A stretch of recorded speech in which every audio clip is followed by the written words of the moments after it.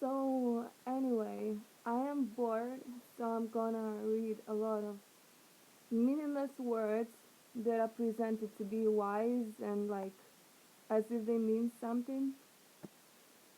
I mean, not really, but I'm gonna read them anyway because why not? There is always a moment when you start to fall out of love, whether it's with a person or an idea or a cause, even if it's one you only narrate to yourself years after the event. A tiny thing, a word, a false note, which means that things can never be quite the same again. No word matters, but man forgets reality remembers words.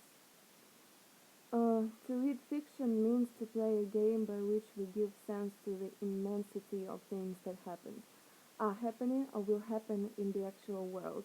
By reading narrative, we escape the anxiety that attacks us when we try to say something true about the world. This is the counseling function of narrative, the reason people tell stories and have told stories from the beginning of time. A well thought out story doesn't need to resemble real life. Life itself tries with all its might to resemble a well crafted story. True.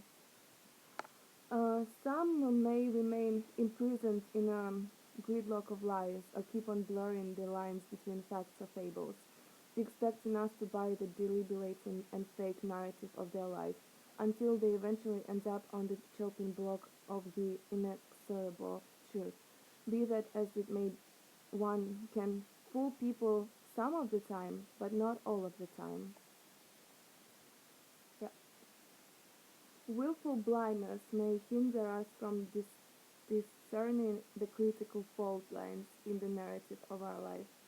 Our memory may obliterate then the crucial events that are vital to really come to know ourselves.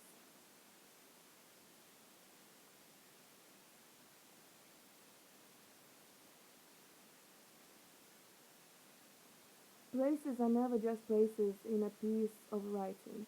If they are, the author has failed. Setting is no inert. It is activated by a point of view.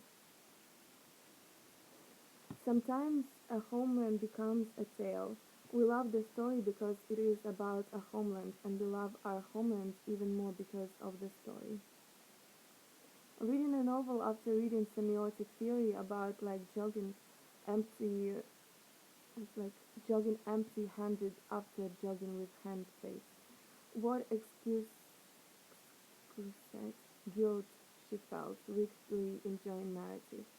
Caroline felt self with a 19th century novel. Okay, whatever. Now, the history of science is not a mere record of isolated discoveries. It is a narrative of the conflict of two contending powers. The expansive force of the human intellect on one side and the compression arising from traditionary faith and human interest on the other. A poet is someone who can use a single image to send a universal message. Drama is based on the mistake. I think someone is my friend when he really is my enemy. That I am free to marry a woman when in fact she is my mother. What? That this person. Okay, I'll go. So we are not doing Sweet Home Alabama here, alright? I'm lying, yes, but why do you force me to give a line or explanation? Line or explanation are always almost lies. What the fuck? Okay, that was useless.